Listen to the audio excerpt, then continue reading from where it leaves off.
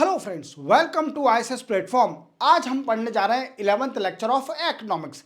जैसे कि मैंने आपसे बोल के रखा है कि मैं आपको पूरी इकोनॉमिक्स करा रहा हूं at free of cost from basic level to higher level, जिसके ऑलरेडी 10 लेक्चर आ चुके हैं।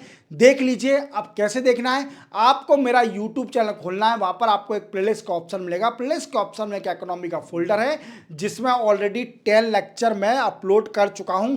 देख लीजिए, आपकी इकोनॉमिक्स बड़ी स्ट्रांग हो जाएगी। आज हम पढ़ेंगे 11th lecture of economics related to Indian financial market. Financial market क्या होता है और फाइनेंशियल मार्केट के जो टाइप हैं, money market, capital market, money market के instrument, treasury bill, certificate of deposit, commercial bill, commercial paper, money market, mutual fund, ये सारे आपको क्लियर करूंगा जिससे आपको एक भी क्वेश्चन स्किप नहीं होगा related to Indian financial market. चलो वीडियो स्टार्ट करते हैं विदाउट वेस्टिंग ऑफ टाइम। सबसे पहले अपन जानेंगे इंडियन फाइनेंशियल मार्केट। देखो, क्वेश्चन बनता है कि फाइनेंशियल मार्केट होता क्या है। सबसे पहला मेन क्वेश्चन जो बनता है कि sir what is financial market. तो देखो, फाइनेंशियल क्या है? Financial is related to the money, related to the money. अब फनी से रेट हो गया, तो ऐसा मार्केट जिसमें हम मनी एक्सचेंज करते हैं। क्या करते हैं? ऐसा मार्केट जिसमें मनी को एक्सचेंज करेंगे, that is called a financial market. अब मनी का एक्सचेंज क्यों हो रहा है, इवन आपको यह बताऊंगा कि मनी का एक्सचेंज क्यों हो रहा है। जैसे आप जानते हो कि बैंक एक फाइनेंशियल एक सोर्स है सबसे बड़ा लोन का, और कोई भी बिजनेस होगा तो वो सबसे पहले बैंक के पास जाता है कि मुझे लोन दीजिए। बट क्या है, बैंक की कुछ टर्म एंड कंडीशन होती है। क्या टर्म एंड कंडीशन होती है कि बैंक हमेशा आपसे कोलेट्रल मांगती है। क्या मांगती है? सिक्योरिटी मांगती है आपसे कि पहले हमको कोलेट्रल दीजिए, जो मॉर्टगेज आपको रखना पड़ेगा, तभी हम आपको लोन देंगे। क्लियर? बट इससे क्या होगा, इससे कई सारी कंपनियां, जैसे हमारे इंडिया में कई सारी कंपनियां हैं और जो इंस्टीट्यूट भी हैं, वो क्या करते हैं, उन पर कभी कभी ऐसा होता है कि कोलेट्रल नहीं है। मानिए उनके पास कोलेट्रल नहीं है, तो वो लोन और फाइनेंशियल अपनी रिक्वायरमेंट को फुलफिल कैसे करेंगे, ये भी क्वेश्चन बनता होगा। और अगर उनकी फाइनेंशियल रिक्वायरमेंट फुलफिल नहीं होगी तो क्या होगा? It effect on the economy of the country. क्या करेगा? ये इफेक्ट करेगा किस पर? देश की इकोनॉमी पर। क्योंकि सारी देश की इकोनॉमी डिपेंड किस पर रहती है? जो हमारे देश की कंपनियां हैं, जो प्रोडक्शन कर रही हैं, गुड्स एंड सर्विस बना रही हैं, that's decide the economy of the country. जैसे आप जानते हो जीडीपी, मैंने आपको बताया, नेशनल इनकम का लेक्चर देख लीजिए, उसमें मैंने आपको जीडीपी पूरा क्लियर कराया। तो ये सबसे बड़ा मेजर फैक्टर है। और किसी भी बिजनेस को चलाने के लिए मनी की जरूरत तो पड़ती है, क्रेडिट की जरूरत पड़ेगी, फाइनेंशियल असेट की जरूरत पड़ेगी, बिना इसके बिजनेस चल ही नहीं सकता। अब अपन एक सिंपल सा एग्जांपल लेते हैं। मानिए मैंने कोई कंपनी खोली जिसकी वैल्यू है 20 करोड़, 20 CR है जिसकी वैल्यू, मैंने कोई कंपनी खोली। क्लियर? बट मेरे पास सिर्फ ओनली 10 CR है। कितने हैं? 10 CR है। अब मेरे को रिक्वायरमेंट कितनी है? रिक्वायरमेंट है 10 CR की, 10 CR की रिक्वायरमेंट है। और ये रिक्वायरमेंट है सिर्फ ओनली शॉर्ट टर्म की। क्या है? शॉर्ट टर्म की रिक्वायरमेंट है। बट मेरे पास कोई कोलेट्रल नहीं है, मेरे पास कोई सिक्योरिटी नहीं है देने के लिए कि बैंक से मैं लोन ले सकूं, ना ही मेरे पास कोलेट्रल है। अब इसकी रिक्वायरमेंट करने के लिए, कंपनी की फुलफिल करने के लिए गवर्नमेंट ने फाइनेंशियल मार्केट बनाई। क्या बनाया? फाइनेंशियल मार्केट बनाई। इसके जरिए वो मार्केट से पैसा ले सकता है। अब वो कैसे लेगा, ये कैसे इंस्ट्रूमेंट है, कई सारे इंस्ट्रूमेंट किस तरीके से लिए जाते हैं, और कौन से इंस्ट्रूमेंट को कौन हैंडल करता है, और क्या प्रूफ देना पड़ता है, ये हम आगे समझेंगे। हमें इतना समझना है कि फाइनेंशियल मार्केट क्या है। सबसे पहले अपन ये समझ गए कि फाइनेंशियल मार्केट क्या है, तो हम पूरी डिटेल में समझ जाएंगे ये फाइनेंशियल मार्केट क्या है। अगर फाइनेंशियल मार्केट नहीं समझे तो आगे कैसे समझेंगे इंस्ट्रूमेंट। तो फाइनेंशियल मार्केट क्या है कि जब हम मनी का एक्सचेंज करते हैं in a market without any collateral, जो कि अनसिक्योर होता है, और जिसको हम डीमेटेरियलाइज भी बोलते हैं, what I vision physical, we can say electronic way में जो कि डीमटेरियलाइज, वो बताऊंगा मैं आपको, अनसिक्योर मनी को एक्सचेंज करते हैं, that is called a financial market. Means bank की रिक्वायरमेंट, बैंक से विदाउट एनी कोलेट्रल जब हम लोन या कोई अपनी financial requirement for short term for long term लेते हैं, that is called a financial market. अब वो कैसे लेंगे वो अपन आगे समझेंगे। देखो क्या है, अब कितनी तरह के लेंडर, जो लेने वाले या फिर देने वाले, कितने टाइप के हो सकते हैं। तो देखो गवर्नमेंट ऑफ इंडिया भी लेती है फाइनेंशियल मार्केट से पैसा। अब वो कैसे लेगी मैं आपको बताऊंगा, government security, clear. Then after bank को जरूरत पड़ती है तो क्रेडिट ऑफ डिपॉजिट, क्लियर, ये भी आपको बताऊंगा। Then after NBFC, this also clear, commercial paper के बारे में। देन बिग बिजनेस, जो बड़े बड़े बिजनेस हैं, क्लियर, ये पास करते हैं कमर्शियल पेपर, कमर्शियल बिल, ये भी आपको क्लियर करूंगा। देन आफ्टर इंडिविजुअल को रिक्वायरमेंट है, ये भी लेंडर बनते हैं। ये सारे पार्टिसिपेट करते हैं किसके अंदर, फाइनेंशियल मार्केट के अंदर। तो पूरी तरह समझ में आ गया आपको। एक शॉर्ट में डेफिनेशन बताता हूं कि फाइनेंशियल मार्केट में क्या होता है, जब मनी को एक्सचेंज किया जाता है अमॉन्ग डिफरेंट इंस्टीट्यूट और individual, that is called a financial market without any collateral, और this loan is a unsecure loan. क्या है, ये अनसिक्योर होगा और विदाउट एनी कोलेट्रल, बैंक का यूज ना करें। जब हम डिफरेंट सोर्स से जब पैसे का एक्सचेंज का अरेंजमेंट कर लेते हैं विदाउट एनी कोलेट्रल, वो कुछ भी आप इंटरमीडियरी जो मैं बताऊंगा आपको उसका यूज करके, इंस्ट्रूमेंट का यूज करके, that is called a financial market. समझ में आ गया था, चलते अपन आगे। देखो टाइप ऑफ फाइनेंशियल मार्केट, सबसे पहले अपन समझते हैं कि फाइनेंशियल मार्केट के टाइप कौन से हैं। तो सबसे पहला होता है organized financial market. Organized financial market, तो ऑर्गेनाइज क्या, देखो आपको मालूम है ऑर्गेनाइज क्या होता है, जो कि रेगुलेट करा जाता है बाय ऑथोरिटी। ऑर्गेनाइज क्या है, that is regulated by authority. Authority कौन सी, like RBI, government, SEBI, etc. जब इसको रेगुलेट करते हैं that is called organize financial market. जैसे मानिए फाइनेंशियल मार्केट क्या है, ऑर्गेनाइज फाइनेंशियल मार्केट क्या है, जिसको रेगुलेट आरबीआई करे या फिर सेबी करे या फिर गवर्नमेंट करे, that is called organize market. Organize. और अनऑर्गेनाइज क्या है, अनऑर्गेनाइज फाइनेंशियल मार्केट जैसे लोकल, आपने देखा होगा कि कई सारे लोग बाग, हिंदी में बोलो जिसको, ये ब्याज का काम करते हैं, मतलब ब्याज से पैसे देना और ब्याज से पैसे लेना, उन पर कोई इंटरेस्ट लेते हैं, हैवी इंटरेस्ट लेते हैं, कोई 5% लेता है, कोई 10% लेता है, और जो ईमानदार होता है वो 1-2% से ही सेटिस्फाई हो जाता है, क्लियर। तो वो क्या है, वो अनऑर्गेनाइज है, क्योंकि वो रजिस्टर्ड नहीं है, वो रजिस्टर्ड नहीं है, जो ब्याज का काम कर रहा है वो रजिस्टर्ड नहीं है। समझ रहे हो मेरी बात को, ब्याज का काम तो बैंक भी कर रही है, ब्याज का काम तो बैंक भी कर रही है, बैंक भी लोन देती है और उसके बाद आपसे इंटरेस्ट लेती है, बट वो ऑर्गेनाइज्ड फाइनेंशियल मार्केट है। क्या है, वो ऑर्गेनाइज्ड है। और अनऑर्गेनाइज्ड क्या है, जब आप रजिस्टर ना हो, आपको कोई रेगुलेट ना करे, सिर्फ ओनली आप अपना इंडिविजुअल बिजनेस चला रहे हो, that is called unorganised financial market.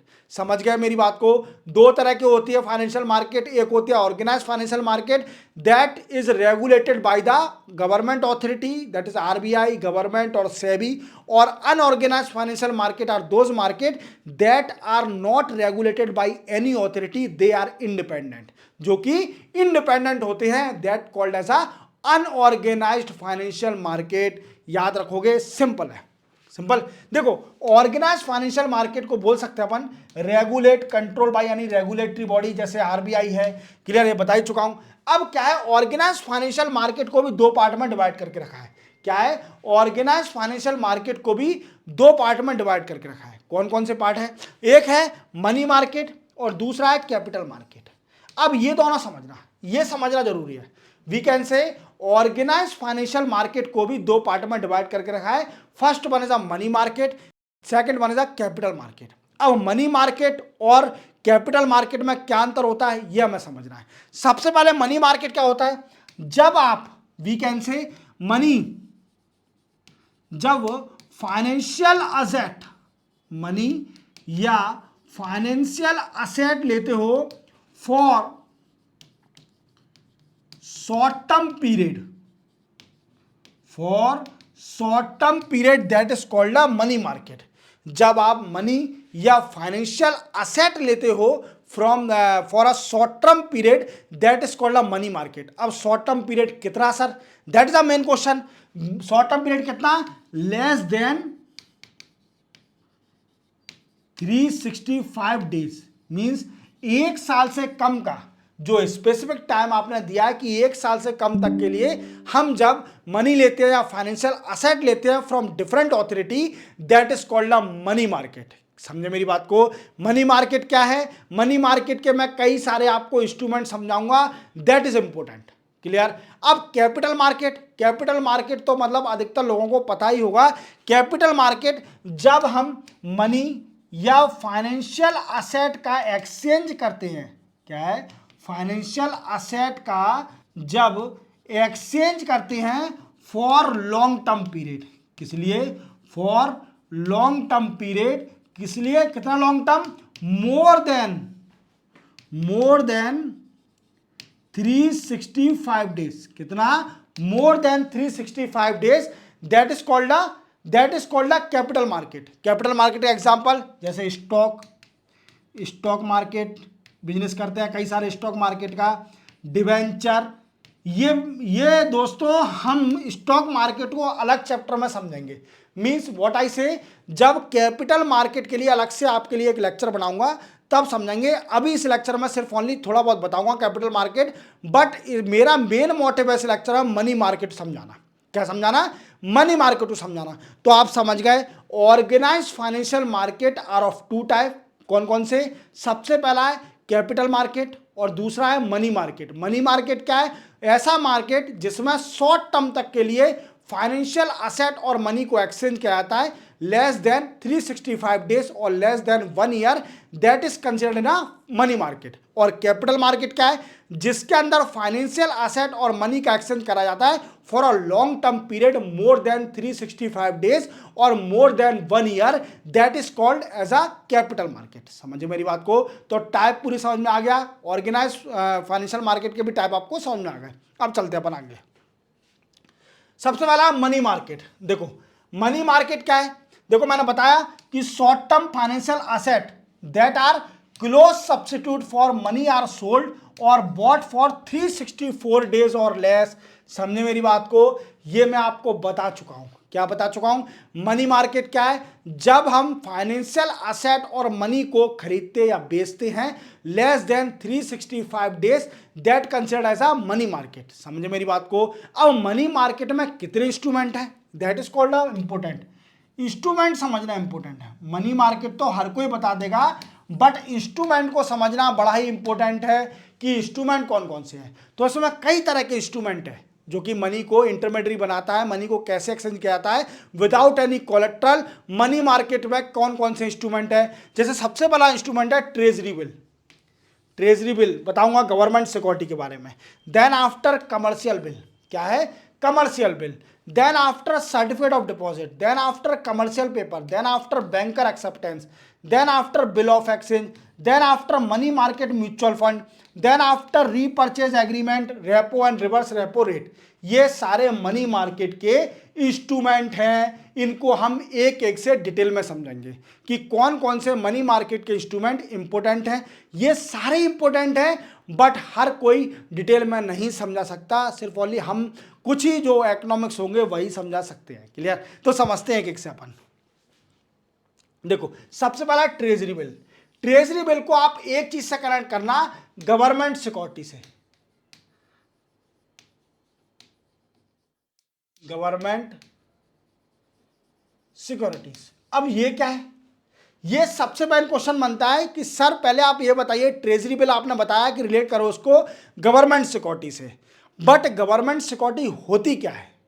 देखो ये क्या है, एक सिक्योरिटी है। गवर्नमेंट आपको सिक्योर पेपर देगी एक तरीके से, और जिस पर गवर्नमेंट आपको प्रॉमिस करेगी, एक प्रॉमिसरी नोट भी बोल सकते हैं या फिर गवर्नमेंट सिक्योरिटी बोल सकते हैं, आपको देगी। आप उनको फंड दोगे, आपको डिस्काउंट रेट पर वो आपको एक गवर्नमेंट सिक्योरिटी दे देगी। अब डिस्काउंट रेट क्या होता है और फेस वैल्यू क्या है, इसमें समझना, ये मेन है। डिस्काउंट प्राइस और फेस वैल्यू, ये समझना।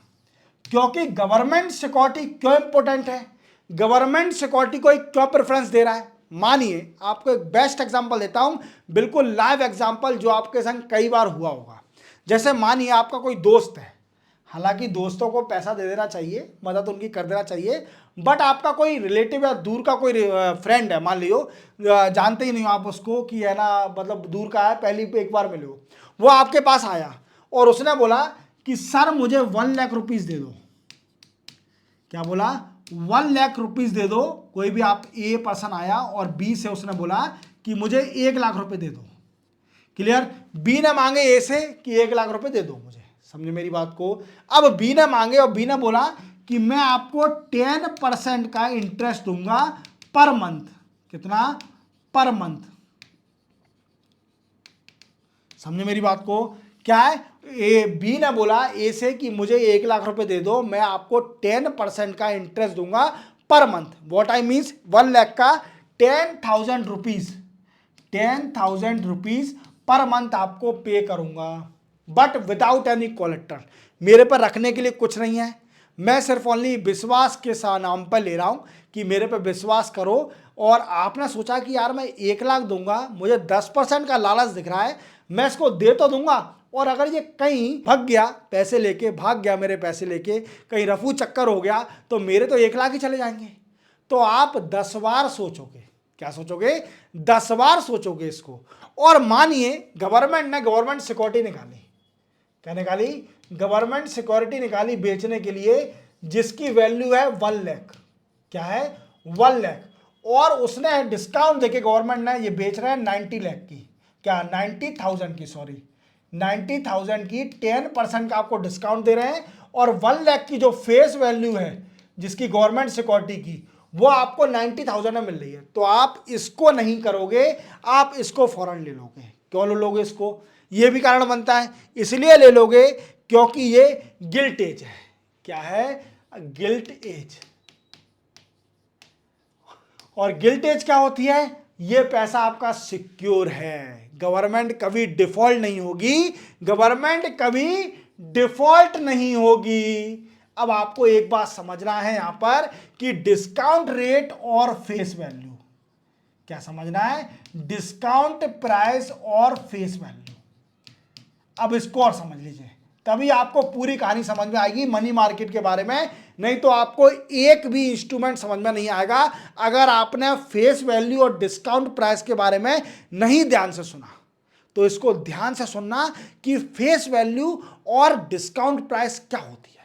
क्लियर? देखो सबसे पहले क्या है कि मानिए गवर्नमेंट ने कोई गवर्नमेंट सिक्योरिटी निकाली, गवर्नमेंट सिक्योरिटी निकाली जिसकी वैल्यू है 100 रुपीज। कितनी है? 100 रुपीज गवर्नमेंट की सिक्योरिटी की वैल्यू है, बट गवर्नमेंट इसको बेच रही है। तो ये लेंगे क्या? पब्लिक खरीदेगी इसको 100 रुपीज में? पब्लिक खरीदेगी कि नहीं खरीदेगी? पब्लिक कहेगी हमको खरीदे। आज कल हर किसी को लालच है, डिफॉल्ट हो चाहे ना हो, पर कुछ ना कुछ तो प्रॉफिट होना चाहिए ना मेरा। वो ये कही गवर्नमेंट से, हम तुम्हें पैसा क्यों दें, हमारे पास कुछ ना कुछ तो प्रॉफिट मिले तब तो आपको पैसा दें, हम पे इतना पैसा कोई खदान तो है नहीं। क्लियर? आप लोगों पे इतना पैसा है तो भी आप मांग रहे हो। क्लियर? बट गवर्नमेंट इनको लालच देगी। लालच क्या देगी? डिस्काउंट प्राइस पर देगी। जो गवर्नमेंट सिक्योरिटी है 100 रुपीज की फेस वैल्यू, उसको 90 रुपीज में देगी। इनको कितने रुपीज में देगी? 90 रुपीज में पब्लिक को बेचेगी और बोलेगी कि स्पेसिफिक टाइम मैं 2 महीने के लिए आपसे पैसे ले रहा हूं और 2 महीने बाद इस गवर्नमेंट सिक्योरिटी को आपसे ले लूंगा और आपको प्राइस वही दूंगा जो फेस वैल्यू होगी। व्हाट आई मीन्स 2 महीने बाद 100 रुपीज ही आपको पे करूंगा। तो समझे मेरी बात को? पब्लिक को पे करना है 90 रुपीज डिस्काउंट प्राइस पर, बट फेस वैल्यू जो होगी गवर्नमेंट सिक्योरिटी की वो गवर्नमेंट पे करेगी 2 महीने बाद। तो बेनिफिट कितना हुआ? 10 रुपए का बेनिफिट हुआ। पब्लिक फंस गई। पब्लिक ऐसे फंस जाएगी, बट पब्लिक को पता है कि गवर्नमेंट कभी डिफॉल्ट नहीं होगी, ये पैसा मेरा सिक्योर है, ये पैसा मेरा सिक्योर है। देखिए आप LIC करते हो, गवर्नमेंट है। क्लियर? LIC में आप पॉलिसी करते हो, अब आपको वो लालच देते हैं कि आपको इतना पैसा डबल करके देंगे, ये इंटरेस्ट से देंगे, वो कुछ नहीं होता है। वो क्या है कि आपको 15 साल बाद जो आप पैसा पे करोगे उनको, वही उसकी वैल्यू हो जाएगी उस टाइम 15 साल बाद। उस पैसे की वैल्यू अगर 10 लाख रुपए बढ़ा के भी आपको 15 साल बाद दे रहे हैं तो वो वैल्यू उतनी रहेगी, फेस वैल्यू उतनी हो जाएगी उसकी। क्लियर? तो आपको कोई बेनिफिट नहीं दे रहा, बट तो भी आप LIC पॉलिसी क्यों कर रहे हो? इसलिए कर रहे हो क्योंकि आपको मालूम है मेरा पैसा सिक्योर है, मेरा पैसा सिक्योर है। आप कई लोग होंगे जो वीकेंड से दमदार लोग होते होंगे, वो सोचेंगे कि यार हम इतना पैसा क्यों दें, हम तो ब्याज पर चलाएंगे, बट वो डिफॉल्ट भी हो सकता है, आपके पैसे लेके भाग भी सकता है। तो गवर्नमेंट सिक्योरिटी डिफॉल्ट होती है, डिस्काउंट प्राइस पर पब्लिक को बेचती है और फेस वैल्यू जितना स्पेसिफिक टाइम लेती है आपसे, उस टाइम पर आपको फेस वैल्यू के हिसाब से आपको पे कर देती है। यही पूरी कहानी है, यही डिस्काउंट प्राइस और फेस वैल्यू को याद रखना, पूरा मनी मार्केट समझ में आ जाएगा। समझे मेरी बात को? सबसे पहले क्या है? Treasury bill. ट्रेजरी बिल क्या है? Government security. अब गवर्नमेंट सिक्योरिटी निकलती है, गवर्नमेंट सिक्योरिटी आप जानते हो, गवर्नमेंट सिक्योरिटी डिस्काउंटेड प्राइस पर दी जाती है, जैसे मैंने बताया डिस्काउंटेड प्राइस पर दी जाती है। और ट्रेजरी बिल हमेशा हमेशा लेस देन 364 डेज का होगा। क्या होगा? लेस देन 1 ईयर होगा, that is called a treasury bill. और डिस्काउंट प्राइस क्या है? Discount price means the security would be issue at a discount instead of face value. Means जितनी फेस वैल्यू होगी उससे इशू नहीं करा जाएगा, उसको डिस्काउंट लगा के इशू करा जाएगा। समझे मेरी बात को? सिंपल है। Clear? Then after this bill can be purchase by individual भी खरीद सकता है, फर्म खरीद सकती है, इंस्टीट्यूशन खरीद सकते हैं, बैंक खरीद सकती है, ट्रस्ट खरीद सकती है। और ये बिल क्या है? जीरो रिस्क है, क्योंकि ये गवर्नमेंट इसको सपोर्ट कर रही है। ये मैंने पूरा समझा दिया आपको। ये जीरो रिस्क है, आपका डिफॉल्ट नहीं होगी गवर्नमेंट, आपका पैसा सिक्योर है। तभी तो लोग बाग गवर्नमेंट सिक्योरिटी को ज़्यादा प्रेफर करते हैं, ना कि वो 10% पे पैसा मांग रहा था उसको देना पसंद करेंगे। तो जो आदमी आपको लगता है कि हाँ आदमी ये सिक्योर है, ये लग रहा है आपको ईमानदार आदमी है, ये डिफॉल्ट नहीं होगा, तो ही आप उसको पैसा दोगे, वरना अन्यथा आप उसको पैसा नहीं दोगे। That is called. और गवर्नमेंट कभी डिफॉल्ट नहीं होगी, ये बात ध्यान रखना। क्लियर? तो हमेशा चाहे बैंक हो चाहे कुछ भी हो, और हमेशा गवर्नमेंट सिक्योरिटी कौन बेचता है? गवर्नमेंट सिक्योरिटी RBI बेचती है on behalf of government. Government तो बेचेगी नहीं कि दरवाजे दरवाजे पर जाएगी कि है ना दो मुझे पैसे दो, नहीं। RBI नहीं जाती, ना ही गवर्नमेंट जाएगी। ये कौन करता है? RBI काम करती है on behalf of government. Government security कौन मानता है? RBI बेचती है on the behalf of government, government के लिए पैसा कलेक्ट करती है गवर्नमेंट सिक्योरिटी देकर। क्लियर? अब क्या होता है कि ये तो ट्रेजरी बिल है, और बॉन्ड आपने कई बार सुना होगा, बॉन्ड कैपिटल मार्केट में आता है। बॉन्ड क्या कैपिटल मार्केट में आता है, वो मैं आपको आगे समझाऊंगा, थोड़ा बता देता हूं क्योंकि इससे रेट करता है। क्या होता है कि गवर्नमेंट बॉन्ड भी is also rated to the government security. क्या है? बॉन्ड भी गवर्नमेंट सिक्योरिटी से रेट करता है, बट इसका टाइम पीरियड जो होता है ना, वो मोर देन 1 ईयर होता है। क्या होता है? मोर देन 1 ईयर, तभी वो बॉन्ड कहला है, तभी वो बॉन्ड करा रहा है। अगर 1 साल से कम स्पेसिफिक टाइम होगा उसका मैच्योरिटी होने का, तो उसको अपन क्या कहेंगे? ट्रेजरी बिल बोलेंगे, अन्यथा उसको हम बॉन्ड बोलेंगे। समझ में आ गया मेरी बात को? इतना समझ में आ गया? चलते हैं नेक्स्ट। ट्रेजरी बिल पूरा समझ में आ गया। अब समझेंगे सर्टिफिकेट ऑफ डिपॉजिट क्या है। देखो, अब डिपॉजिट से आप समझ रहे हो, डिपॉजिट क्या करते हो आप? बैंक में करते हो। क्या करते हो? बैंक में डिपॉजिट करते हो। और ये सारे मनी मार्केट के इंस्ट्रूमेंट है, याद रखना। और इनका जो मैच्योरिटी का टाइम है वो लेस देन, जितने भी हैं लेस देन 1 ईयर है, याद रखना। इनका शॉर्ट टर्म मनी मार्केट है, ये short term money market. Money market क्या है? शॉर्ट टर्म है, याद रखना। ये सारे इंस्ट्रूमेंट शॉर्ट टर्म है। इसका टाइम पीरियड मैं आपको बार बार नहीं बताऊंगा, ये सारे 1 साल से कम के टाइम पीरियड के हैं। अब क्या है सर्टिफिकेट ऑफ डिपॉजिट क्या होता है? देखो, डिपॉजिट का मालूम क्या है? बैंक होता है। क्या होता है, डिपॉजिट कहाँ करने जाते हो, बैंक में करने जाते हो। तो डेफिनेटली आपको याद करने का तरीका बता रहा हूं कि सर्टिफिकेट ऑफ डिपॉजिट, डिपॉजिट कहाँ करते हो, बैंक में करते हो। जब बैंक को फाइनेंस की जरूरत पड़ती है, जब बैंक को फाइनेंस या फिर मनी की जरूरत पड़ती है तो वो कहाँ जाती है, वो जाती है पहले आरबीआई के पास। क्या जाती है, आरबीआई के पास जाएगी। पहले कहाँ जाएगी, आरबीआई के पास जाएगी। और आपको अगर जानना है तो मेरा प्रीवियस जो 10th लेक्चर है इकोनॉमिक्स का, बैंकिंग सेक्टर, उसको देख लीजिए। आपको पूरी बैंक के बारे में पता चल जाएगा कि कौन कौन से इंस्ट्रूमेंट है बैंक के पास कि आरबीआई से लोन लेने का। अब बैंक जब आरबीआई के पास लोन लेने जाती है तो उसे कुछ ना कुछ तो देना पड़ता है, गवर्नमेंट सिक्योरिटी देनी पड़ती है। अब मानिए बैंक को पैसे की बड़ी जरूरत है और बैंक के पास गवर्नमेंट सिक्योरिटी भी नहीं है। क्लियर। अब बैंक क्या करेगी, बैंक को एक फैसिलिटी देके रखी है आरबीआई ने कि वो सर्टिफिकेट ऑफ डिपॉजिट पास कर सकती है। क्या कर सकती है, सर्टिफिकेट ऑफ डिपॉजिट इशू कर सकती है। ये बैंक की फैसिलिटी है। सर्टिफिकेट ऑफ डिपॉजिट जो है वो बैंक की इशू कर सकती है, और अन्यथा और फाइनेंशियल इंस्टीट्यूट इशू कर सकता है, एनबीएफसी। अब टाइम पीरियड भी बताऊंगा, बैंक का टाइम पीरियड क्या होता है और फाइनेंशियल इंस्टीट्यूट का टाइम पीरियड क्या होता है। सर्टिफिकेट ऑफ डिपॉजिट सिर्फ ओनली बैंक और फाइनेंशियल इंस्टीट्यूट इशू करते हैं जब उनको पैसे की जरूरत होती है, और ये जो लोग बाग हैं, जो पब्लिक है और कोई है, वो इसको खरीदते हैं। सर्टिफिकेट ऑफ डिपॉजिट को वो लोग बाग खरीदते हैं और इनको पैसा देते हैं। और ये क्यों खरीदते हैं भाई, ये सबसे बड़ा क्वेश्चन तो ये बनता होगा, क्यों खरीदेंगे, उनको क्या लालच है, क्योंकि हर किसी को लालच है, बिना लालच के कोई कुछ ना खरीदेगा। तो वही आ गया कंसेप्ट, फेस वैल्यू और डिस्काउंट प्राइस। क्या है कि मान लो सर्टिफिकेट ऑफ डिपॉजिट बैंक ने पास किए कितने, 100, और एक सर्टिफिकेट ऑफ डिपॉजिट की वैल्यू है, फेस वैल्यू 100 रुपीज। समझो, एग्जांपल दे रहा हूं, एक सर्टिफिकेट डिपॉजिट की वैल्यू है 100 रुपीज फेस वैल्यू।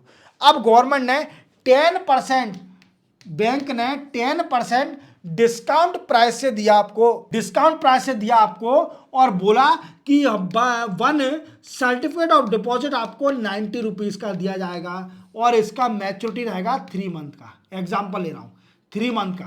तो जो पब्लिक है, जो बड़े बड़े इंस्टीट्यूट हैं, वो फौरन खरीद लेंगे सर्टिफिकेट ऑफ डिपॉजिट को, क्योंकि उन्हें मालूम है कि 3 महीने बाद मेरे को पूरे 100 रुपये मिलेंगे। तो मेरा प्रॉफिट कितना होगा, 10 रुपीज़ का। और ये क्या है, ये अनसिक्योर भी है क्योंकि इसमें कोलेट्रल नहीं दे रहे, पर डेफिनेटली मिल जाता है। क्लियर, बेफिक्र रहो। और ये नेगोशिएबल भी होता है। जितने भी जो मैं बताऊंगा ना, that is called a negotiable. अब नेगोशिएबल क्या होते हैं सर, ये भी बताइए। देखो, फेस वैल्यू और डिस्काउंट प्राइस तो आपको समझ में आ गया होगा। नेगोशिएबल क्या होते हैं, जैसे मानिए एक बैंक है ए और उसने सर्टिफिकेट ऑफ डिपॉजिट पास किया और बी ने इसको खरीद लिया, कोई बी पर्सन है उसने इसको खरीद लिया। बट क्या हुआ, इसका मैच्योरिटी टाइम था 3 मंथ। कितना था, 3 मंथ इसका मैच्योरिटी टाइम था। बट क्या हुआ, बी को बड़ी जरूरत पड़ गई, पैसे की बड़ी जरूरत पड़ गई, और बी क्या बोला कि यार मुझे बहुत बड़ी जरूरत है पैसे की, अब क्या करूं, इसकी मैच्योरिटी टाइम तो 3 मंथ है और मुझको 2 महीने में ही पैसे की जरूरत पड़ गई। अब ये क्या है, ये इंस्ट्रूमेंट जो है सर्टिफिकेट ऑफ डिपॉजिट, ये क्या है, ये एक नेगोशिएबल है। ये बी सी को बेच सकती है एट डिस्काउंट प्राइस। किस पर, डिस्काउंट प्राइस पर ये सी को बेच सकती है। समझे मेरी बात को। तो बी ने खरीदा 90 का, अब वो 95 रुपीज का सी को बेच देगी। हालांकि वो 5 रुपए का बेनिफिट तो लेगी, बट सी को कितना बेनिफिट होगा, सी को क्योंकि 1 महीने बाद सी ए से ले लेगा। सी 1 महीने बाद 3 महीने पूरे हो जाएंगे तो सी बोलेगा कि लाओ भाई मेरे पैसे, और सी को कितने देगी बैंक, 100 देगी। कितनी देगी, 100 रुपीज देगी, जैसे ही उसका मैच्योर हो जाएगा। तो समझ में आ गया, सर्टिफिकेट ऑफ डिपॉजिट कौन इशू करता है, बैंक इशू करती है और फाइनेंशियल इंस्टीट्यूट इशू करता है। समझे मेरी बात को। और बैंक का टाइम पीरियड देखिए, मैच्योरिटी पीरियड होता है इसका मिनिमम 7 डेज और मैक्सिमम 1 ईयर। कितना है, मिनिमम 7 डेज होता है और मैक्सिमम 1 ईयर होता है। और फाइनेंशियल इंस्टीट्यूट उनका होता है मिनिमम 1 ईयर और मैक्सिमम 3 साल तक हो सकता है मैच्योरिटी पीरियड। समझे मेरी बात को। फाइनेंशियल इंस्टीट्यूट का maturity period certificate of deposit का मिनिमम 1 ईयर और मैक्सिमम 3 ईयर हो सकता है। समझे? इतना समझ में आ गया आपको? तो ट्रेजरी बिल और सर्टिफिकेट ऑफ डिपॉजिट आपको दोनों समझ में आ गए।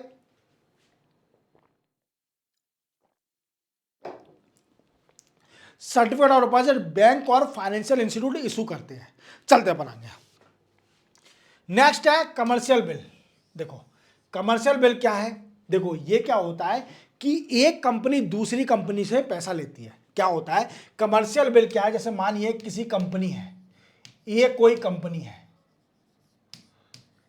अब इसको बड़ी पैसे की जरूरत है, फाइनेंशियल इसको बड़ी नीड आ गई और इसके पास कोलेट्रल नहीं है, ना ही इसको बैंक पैसा दे रही है, ना ही कोई दे रहा है इसको पैसा, कोलेट्रल नहीं है इसके पास। तो ये किसके पास जाएगा? ये अपने दोस्त, कोई कंपनी होगी इसकी फ्रेंड, या फिर अनजानी कोई कंपनी होगी, उसके पास जाएगा, कंपनी के पास जाएगा। क्लियर? अब ये कंपनी के पास गया, एक कंपनी से दो कंपनी में जब एक्सचेंज होता है financial asset, that is called a commercial bill. अब वो कमर्शियल बिल कैसा होगा? देखो सुनो मेरी बात। अब इस कंपनी ने बोला कि मैं आपको कमर्शियल बिल पास कर देता हूं, एक कमर्शियल बिल पास कर देता हूं, और कमर्शियल बिल आप मेरे को पैसा दे दो, और ये टाइम मांग लेगा, जो टाइम होगा हमेशा लेस देन 1 ईयर। 1 ईयर से टाइम मांगेगा कि लेस देन 1 ईयर, ये टाइम के लिए मुझे पैसा दे दो, मैं आपको कमर्शियल बिल पास करता हूं। तो जब एक कंपनी से दूसरी कंपनी के बीच में पैसा एक्सचेंज होता है जो कमर्शियल बिल का यूज करके, that is called a commercial bill. और कमर्शियल बिल आप जानते हो नेगोशिएबल भी है। नेगोशिएबल आपको फिर से बताना नहीं पड़ेगा, नहीं, क्योंकि इस कंपनी को, जो बी कंपनी है, इसको बीच में जरूरत पड़ गई 1 साल से पहले, तो ये बेच सकती है किसी को भी डिस्काउंट प्राइस पर भी। समझ गए मेरी बात को? मैंने क्या बताया? ट्रेजरी बिल बताया पहला, जो कि गवर्नमेंट सिक्योरिटी से रिलेटेड है। देन आफ्टर मैंने बताया सर्टिफिकेट ऑफ डिपॉजिट, जो सिर्फ ओनली बैंक और फाइनेंशियल इंस्टीट्यूट इशू करते हैं। देन आफ्टर मैंने बताया कमर्शियल बिल। ये क्या होता है? जब एक कंपनी दूसरी कंपनी से पैसा एक्सचेंज करती है, लेती है, by passing, bye issuing the commercial bill, that is called a commercial bill. समझे मेरी बात को? ये नेगोशिएबल रहेगा और डीमटेरियलाइज होगा। डीमटेरियलाइज मतलब इलेक्ट्रॉनिक फॉर्म में होगा। किस फॉर्म में होगा? इलेक्ट्रॉनिक फॉर्म में होगा। समझे मेरी बात को? डीमटेरियलाइज होगा और नेगोशिएबल होगा, याद रखोगे। Then after bill of exchange. Bill of exchange क्या होता है? अब देखो आपने पूरी कहानी, ये क्या है, डिफरेंट डिफरेंट चीज सब एक ही है। देखो आप मेरी बात मैं आपको क्लियर, ये सारे इंस्ट्रूमेंट एक ही चीज है, बट इनके जो सोर्स हैं, इशू करने वाले सोर्स हैं, वो डिफरेंट डिफरेंट लोग हैं। जैसे ट्रेजरी बिल में गवर्नमेंट मेन थी, गवर्नमेंट सिक्योरिटी पास करती थी। Then after certificate of deposit में बैंक और फाइनेंशियल इंस्टीट्यूट थे, और कमर्शियल बिल में कंपनी थी। क्लियर? अब क्या है बिल ऑफ एक्सचेंज? मानिए ये कोई कंपनी है, ये कोई कंपनी है, ये कोई गुड्स एंड सर्विस बनाती है, कोई भी गुड्स बनाती है मान लो, और बी को बेचती है। क्या है? ये कोई गुड्स बनाती है, मान लीजिए ये पैनल बनाती है ऐसा। क्लियर? और ये हमेशा बी को बेचती है। क्लियर? बी एक डीलर है, उसको बेचती है। बट कभी एक सिचुएशन ऐसी आ गई कि बी के पास पैसा नहीं है, बी के पास पैसा नहीं है, अब इसको माल भी चाहिए और पैसा भी नहीं है इसके पास। तो क्या करेगा ये क्या करेगा? ए से बोलेगा कि सर मुझे आप माल दे दो, जो भी आपका पैनल है, बट मैं पैसा आपको 3 महीने बाद दूंगा। कब दूंगा? 3 महीने बाद दूंगा, क्योंकि मेरी अभी फाइनेंशियल कंडीशन सही नहीं है। क्लियर? मेरी बात को समझे? यहां पर गुड्स का पूरा खेल है, गुड्स का, याद रखना, ये पूरा खेल गुड्स का है। तो इसने बोला ठीक है कोई बात नहीं है, बट एक गारंटी तो दो मुझे गारंटी भी चाहिए, मैं गुड्स भी दे दूं, मेरे पैसे भी चले जाएं, ऐसा तो होगा नहीं। तो पैसे को मुझे कुछ गारंटी दो, तभी मैं आपको ये गुड्स दूंगा। That's a main question. तो उन्होंने बोला कि ठीक है, मैं आपको बिल ऑफ एक्सचेंज पास कर देता हूं। क्या करता हूं? बिल ऑफ एक्सचेंज पास कर देता हूं। और बिल ऑफ एक्सचेंज में इसके साइन होंगे, नाम होगा कि इसको पे करना है 3 महीने बाद, जो भी है सब डिटेल होगी इसके अंदर बिल ऑफ एक्सचेंज में। और 3 महीने बाद ये इसको रिटर्न कर देगा, वो उसको पैसा दे देगा। और that is also a negotiable, that is also a negotiable. याद रखना, that is also a negotiable. अब नेगोशिएबल बार बार बताऊंगा तो मैं भी नेगोशिएट हो जाऊंगा। क्लियर, चलते अपन आगे। नेक्स्ट है कमर्शियल पेपर। देखो आपने कई बार सुना होगा, एक बड़ी बड़ी कंपनियां होती हैं, जो बहुत बड़ी बड़ी कंपनियां हैं जिनकी रेपुटेशन बहुत ज्यादा है, रेपुटेशन इतनी है कि मींस बड़ी बड़ी कंपनियां हैं और इनकी क्रेडिट रेटिंग भी बड़ी अच्छी है, क्रेडिट रेटिंग भी बड़ी अच्छी है। और क्रेडिट रेटिंग आप जानते हो, आप अगर बैंक का यूज़ करते हो, लोन आपने कभी लिया है तो आपको पता होगा क्रेडिट रेटिंग क्या होती है। क्लियर, तो बड़ी बड़ी कंपनियां जिनकी क्रेडिट रेटिंग बड़ी अच्छी है और उनकी वैल्यू बहुत है, और उनकी वी कैन से जो वैल्यू है उसकी जो भी उसकी वैल्यू है कंपनी की वो बहुत हाई है। क्लियर, अब इन कंपनियों को क्या है, इसके पास कोलेट्रल नहीं है, इसको पैसे की जरूरत पड़ गई बट इसके पास कोलेट्रल नहीं है, और या फिर दूसरे फॉर्म में बोल सकते हैं बैंक के पास भी पैसा नहीं है इसको देने के लिए, इसकी डिमांड हैवी है। समझे मेरी बात को, इसकी डिमांड बड़ी हैवी है, बट ये क्या करेगी, इसकी वैल्यू तो बहुत है क्योंकि ये ईमानदार है, क्योंकि इसकी क्रेडिट रेटिंग भी बड़ी अच्छी है, कभी डिफॉल्ट नहीं हुई, और इसका बैंक स्ट्रक्चर भी देखा जाएगा, स्पेसिफिक अकाउंट भी देखा जाएगा, इसका बैंक का अकाउंट देखा गया तो दे पाया गया कि ये कमर्शियल पेपर पास करने के लिए एलिजिबल है। कौन है एलिजिबल है, क्योंकि इसकी कभी स्पेसिफिक अकाउंट है इसका, और कभी ये डिफॉल्ट नहीं हुआ, कभी ये डिफॉल्ट नहीं हुआ, बैंक से भी जितना लोन लिया इसने बराबर पटा दिया, तो इसकी वैल्यू बड़ी है। इसकी वैल्यू देखो, आप किसी आदमी को पैसे देते हो तो उसकी वैल्यू चेक करते हो कि उसका बैकग्राउंड क्या है, वो क्या करता है, और उसका बैकग्राउंड देखोगे कि पहले इसने पैसे लिए हैं, सबको रिटर्न किए हैं कि नहीं करे, तभी आप पैसे देते हो। तो ऐसे ही कमर्शियल पेपर में होता है कि जो बड़ी बड़ी कंपनियां हैं जिनकी रेपुटेशन है और जिनकी क्रेडिट रेटिंग बड़ी अच्छी है, उनको क्या है, उनको कमर्शियल पेपर वो पास करने के लिए कमर्शियल पेपर पास कर देती हैं, commercial paper at discount rate, commercial paper issue करेंगी एट डिस्काउंट पर less than specific time, less than 1 year, और उसकी फेस वैल्यू के हिसाब से उनको रिटर्न कर देंगे जब उनकी चलने लगेगी। That is all commercial paper. Commercial paper कौन पास कर सकता है, जो बड़ी बड़ी कंपनियां हैं। कौन कौन सी, देखो इसमें कई सारे एग्जांपल दिए हैं, ये भी अनसिक्योर है, मनी मार्केट इंस्ट्रूमेंट है। क्लियर, प्रॉमिसरी नोट होता है इसके अंदर, और ये शॉर्ट टर्म बोरोइंग, ये मैं बता चुका हूं आपको, सिंपल है, याद रखना। क्लियर, आपको मैंने 3-4 इंस्ट्रूमेंट बता दिए। पहला कौन सा है, पहला है treasury bill, that is related to the government security. दूसरा का बताया certificate of deposit, certificate of deposit जिसको बैंक और फाइनेंशियल इंस्टीट्यूट इशू करते हैं। दूसरा का बताया मैंने कमर्शियल बिल, कमर्शियल बिल कौन, कंपनी के बीच में है, समझे मेरी बात को। Then after bill of exchange, goods, जो गुड्स बेचते हैं वो दूसरे पर्सन से अगर पैसे नहीं है तो दूसरा person bill of exchange pass कर देगा। Then after commercial paper, commercial paper कौन, जो बड़ी बड़ी कंपनियां होती हैं वो इशू करती है कमर्शियल पेपर, जब उन पर कोलेटरल नहीं होता, उन्हें पैसे की बड़ी ज्यादा नीड पड़ती है, that is called a commercial paper. अब समझेंगे बैंक एक्सेप्टेंस क्या है, बैंक एक्सेप्टेंस क्या है, बैंक एक्सेप्टेंस ये मेन है। देखो मानो मैं इंडिया में बैठा हूं, मैं एक बहुत बड़ा बिजनेसमैन हूं। क्लियर, हालांकि मुझे इंटरेस्ट नहीं है बिजनेसमैन बनने से। क्लियर, तो मैं इंडिया में कोई अच्छा प्रोडक्ट बनाता हूँ, मानिए मैं कोई बुक्स का पब्लिशर हूँ, बड़ा अच्छा पब्लिशर हूँ। क्लियर, और मेरी इंटरनेशनली बुक जाती है, क्या जाती है, मेरी इंटरनेशनली बुक जाती है। क्लियर, ये जा रही हैं यूके में, कहाँ जा रही हैं, यूके में मेरी बुक पब्लिश होकर जा रही है यूके के अंदर।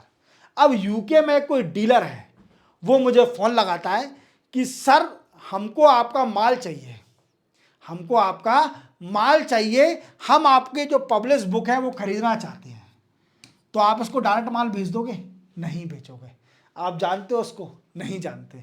पहले आप उससे बोलेंगे पेमेंट करो, पेमेंट करो तब मैं आपको माल भेजूंगा। पर ये पेमेंट क्यों करेगा, ये भी तो आपको नहीं जानता है, ये भी आपको तो नहीं जानता, ये क्यों पेमेंट करेगा।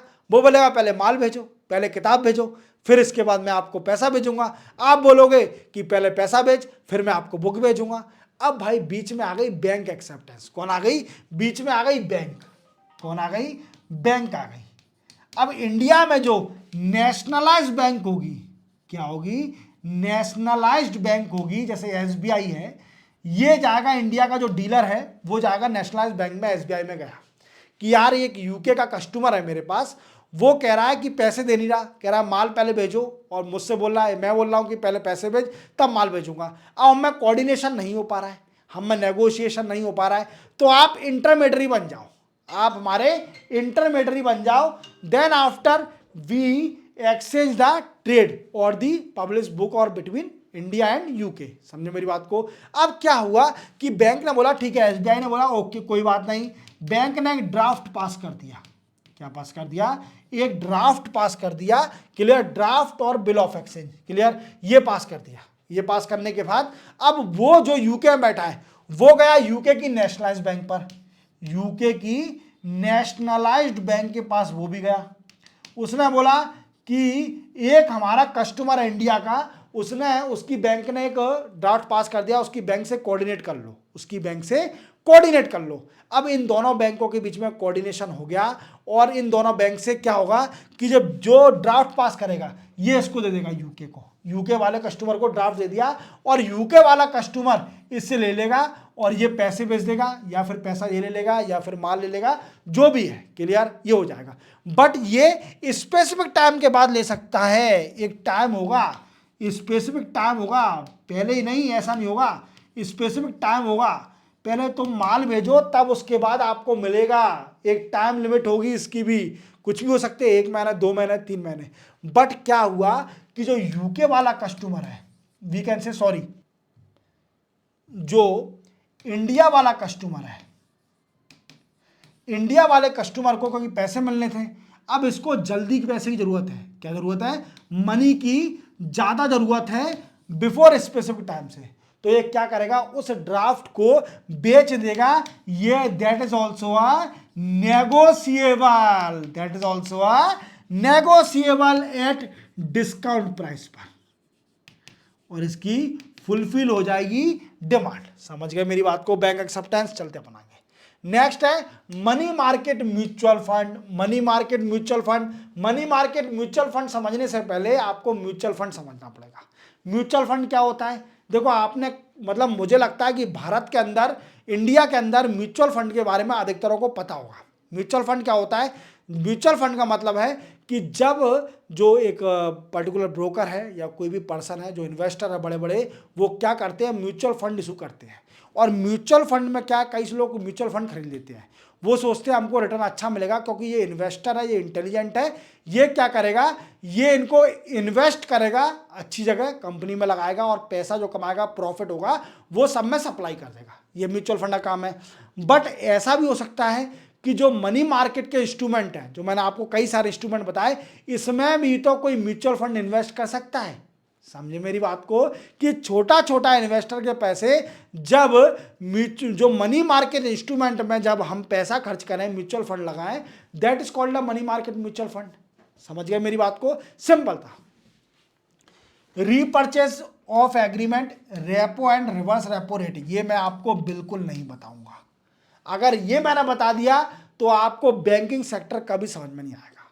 अगर आपको ये समझना है, रियली आपको समझना है, तो आप मेरे YouTube चैनल को खोल लो, उसके अंदर एक प्लेलिस्ट का ऑप्शन है, वहां पर आपको एक इकोनॉमी का फोल्डर मिलेगा जिसमें already 10th lecture of banking sector है। देख लीजिए, आपका बैंकिंग सेक्टर बड़ा ही स्ट्रांग हो जाएगा। That's my guarantee to you. Clear? तो आपको ये पूरा समझ में आ जाएगा, ये नहीं, हाँ नहीं बताऊंगा। क्लियर? चलते अपन आगे। नेक्स्ट है कैपिटल मार्केट। अब देखो, मनी मार्केट तो आपको पूरी तरह समझ में आ गई होगी, मनी मार्केट क्या है, और मनी मार्केट के इंस्ट्रूमेंट भी आपको पूरी तरह समझ में आ गए होंगे। अब क्या है कैपिटल मार्केट? देखो, इसमें मैंने आपको बताया था, मोर देन, जब फाइनेंशियल एसेट एक्सचेंज होते हैं मोर देन 365 डेज और दी 1 ईयर से ज्यादा का जब स्पेसिफिक टाइम होता है, that is called a capital market. देखो क्या है? ऐसा मार्केट जहां लैंडिंग और borrowing is done for more than 365 days. The capital market is characterized by long term financial asset like bond और डिवेंचर। कौन कौन से? बॉन्ड और डिवेंचर। हालांकि कैपिटल मार्केट में आपको डिटेल में, स्टॉक मार्केट के लेक्चर में आपको डिटेल में समझाऊंगा, बट थोड़ा बहुत बता देता हूं। Type of capital market, capital market 2 तरह के होते हैं। कौन सा? प्राइमरी मार्केट और एक सेकेंडरी मार्केट। प्राइमरी मार्केट क्या होता है कि इनिशियल पब्लिक ऑफरिंग, ये क्या होता है, देखो जैसे कोई कंपनी खोली, किसी ने कोई कंपनी खोली और कंपनी खोलते ही उसे पैसे की जरूरत है। आप जानते हो कोई भी बिजनेस करने के लिए पहला पैसा होना चाहिए, और पैसे वो कैसे लेगा, पैसे ऐसे लेगा, वो शेयर इशू करेगा, वो शेयर इशू करेगा, उसको 10 करोड़ रुपए की जरूरत है, 10 करोड़ की। अब उसने क्या करा, 1 करोड़ 1 CR शेयर मार्केट में इशू कर दिए। फर्स्ट टाइम न्यू कंपनी के नए शेयर इसने मार्केट में इशू कर दिए, जिनकी प्राइस थी 10 रुपीज। 1 करोड़ रुपीज करें तो उनकी डेफिनेटली प्राइस होगी 10 रुपीज, तो तभी वो 10 करोड़ होंगे, और लोगों ने खरीद भी लिए। तो जो नया शेयर मार्केट में आता है that is called a primary market, उसको बेचना, उसको खरीदना नए शेयर को, that is called a primary market. और सेकेंडरी मार्केट क्या है, अब इसी शेयर को जो ओल्ड हो गया है इसको डिफरेंट लोगों ने खरीदा बेचा, जब ये ओल्ड हो गया तो that is called initial public offering है, उसी को बोलते हैं प्राइमरी मार्केट। जब कोई नया शेयर खरीदा बेचना that is called primary market. और जब हम उसी शेयर को, जब सेकेंडरी मार्केट में जब उसी शेयर को बार बार बेचते हैं, बार बार खरीदते हैं, that is called a secondary market. ये कैपिटल मार्केट है, इसको समझ लेना। मैं आपको डिटेल में स्टॉक मार्केट में समझाऊंगा कि व्हाट इज कैपिटल मार्केट, से क्लियर। तो इसी के साथ ये भी 11th लेक्चर यहीं कंप्लीट होता है, जिसमें आप पूरी तरह समझ गए होंगे कि व्हाट इज फाइनेंशियल मार्केट और मनी मार्केट क्या है, और कैपिटल मार्केट आपको डिटेल में स्टॉक मार्केट में समझाऊंगा।